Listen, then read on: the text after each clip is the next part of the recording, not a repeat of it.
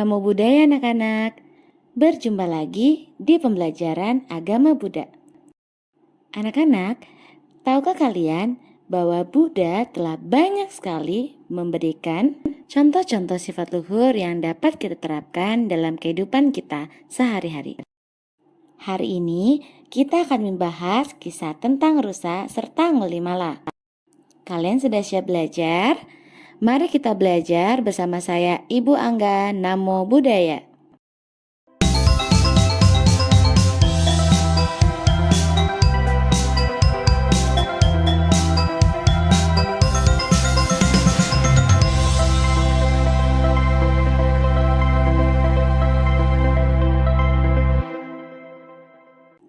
Keteladanan Bodhisattva dan Buddha.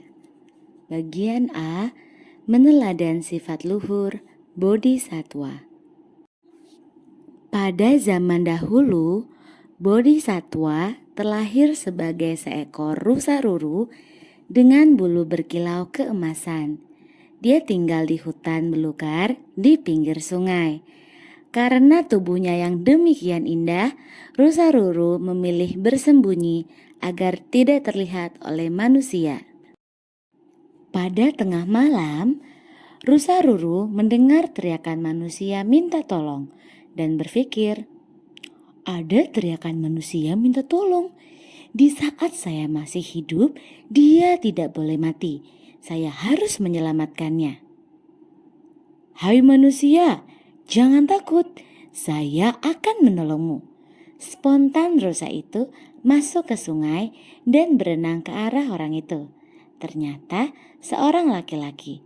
Disuruhnya laki-laki naik ke punggungnya dan dibawa ke tepi sungai tempat tinggalnya. Laki-laki itu sangat berterima kasih dan bertanya bagaimana dia dapat membalas budinya. Rusa meminta agar laki-laki itu tidak memberitahukan tempat persembunyiannya kepada orang lain. Laki-laki tersebut berjanji untuk menaati perkataannya. Rusa ruru menaikkan laki-laki itu di atas punggungnya dan mengantarnya menuju ke Benares, kemudian pergi. Sementara itu di kerajaan, pada suatu malam, permaisuri Raja Benares, Kema, melihat di dalam mimpinya bahwa seekor rusa yang berwarna keemasan memberikan wejangan dhamma kepada dirinya. Lalu dia berpikir, jika tidak ada makhluk seperti itu, saya tidak akan melihatnya di dalam mimpi. Pasti ada makhluk yang demikian. Permaisuri segera menceritakan mimpinya kepada raja. Raja mengumumkan siapa yang dapat menunjukkan tempat persembunyian rusa ruru, dia akan diberikan hadiah sebuah desa dan sawah. Tergiur dengan hadiah besar, akhirnya laki-laki yang pernah ditolong rusa ruru berkhianat dan menunjukkan tempat persembunyian rusa ruru kepada raja. Raja, saya mengetahui tempat persembunyian rusa tersebut. Di dalam semak-semak, disitulah rusa ruru ditemukan. Setelah raja mendekatinya, terjadi percakapan antara rusa dan juga raja. Kemudian rusa berkata, Raja, siapakah yang menunjukkan tempat persembunyianku di sini? Kemudian raja menjawab, orang inilah yang telah memberitahuku. Rusa melihat ke arah laki-laki itu dan berkata, di dunia ini terdapat banyak manusia. Lebih baik menyelamatkan sebatang kayu balok yang tenggelam daripada manusia seperti Anda, kata sang rusa.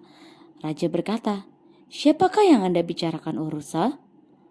Orang itu yang telah saya selamatkan ketika tenggelam di sungai.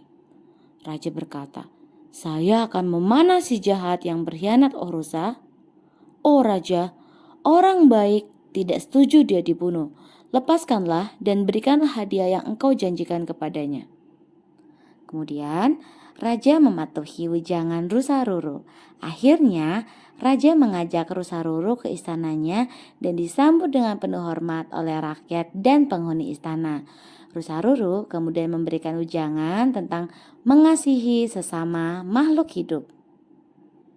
Raja berkata, Rusa ini benar-benar baik hati. Dia tidak membalas kebencian dengan kebencian. Kesimpulan dari cerita ini adalah, meskipun mendapatkan balasan yang tidak baik dari laki-laki yang ditolongnya, namun rusa tersebut tidak membalasnya. Rusa tersebut tidak membalas kebencian dengan kebencian, melainkan dengan cinta kasih. Hal ini dapat kita jadikan pedoman dalam menjalani kehidupan sehari-hari. Rusa ini mengajarkan kita untuk senantiasa mengembangkan kesabaran dan cinta kasih dalam diri kita. Jika ada teman yang berbuat tidak baik kepada kita tidak perlu membalasnya. Kita dapat menegur dengan baik jika kita merasa terganggu. Namun, jika teman kita masih tidak mau berhenti, kita bisa meminta tolong kepada guru. Bagian B. Meneladan sifat luhur Buddha. Buddha menyelamatkan Angulimala. Pagi-pagi sekali pada hari itu, Sang Buddha melihat Angulimala dalam penglihatannya dan berpikir bahwa jika beliau tidak menghalangi Angulimala yang sedang menunggu orang terakhir untuk memperoleh 1000 jari, ia akan melihat ibunya dan bisa membunuhnya. Karena hal itu, Angulimala akan menderita di alam neraka atau niraya yang tiada akhirnya. Dengan perasaan cinta kasih, Sang Buddha menuju hutan di mana Angulimala berada. Sebentar lagi, ia akan membunuh ibunya. Perbuatan buruk ini adalah perbuatan yang sangat besar akibatnya. Saya akan segera menolong Angulimala agar terjerat dari jeratan yang mematikan ini. Angulimala setelah lama tidak tidur siang dan malam, sangat letih dan lelah. Pada saat yang sama, dia sangat cemas untuk membunuh orang terakhir agar jumlah 1000 jari terpenuhi dan menyempurnakan tugasnya. Dia memutuskan untuk membunuh orang pertama yang dijumpainya pada hari itu. Ketika sedang menunggu, tiba-tiba dia melihat Sang Buddha dan ia mengejarnya dengan pedang terhunus. Tetapi Sang Buddha tidak dapat dikejar sehingga dirinya menjadi sangat lelah. Sambil memperhatikan Sang Buddha, dia menangis. "Oh biku, berhenti, berhenti!" Dan Sang Buddha menjawab, "Aku telah berhenti, kamulah yang belum berhenti." Angulimala tidak mengerti arti kata-kata Sang Buddha, sehingga dia bertanya, "Oh biku, mengapa engkau berkata bahwa engkau telah berhenti dan saya belum berhenti?" Kemudian Sang Buddha berkata kepadanya, "Aku berkata bahwa aku telah berhenti karena aku telah berhenti membunuh semua makhluk. Aku telah berhenti menyiksa semua makhluk. Dan karena aku telah mengembangkan diriku dalam cinta kasih yang universal, kesabaran, dan pengetahuan tanpa celah. Tetapi kamu belum berhenti membunuh atau menyiksa makhluk lain. Dan kamu belum mengembangkan dirimu dalam cinta kasih yang universal dan kesabaran. Karena itulah kamu yang belum berhenti." Begitu mendengar kata-kata ini dari mulut Sang Buddha, Angulimala berpikir, "Ini adalah kata-kata orang yang bijaksana. Biku ini amat sangat bijaksana dan amat sangat berani.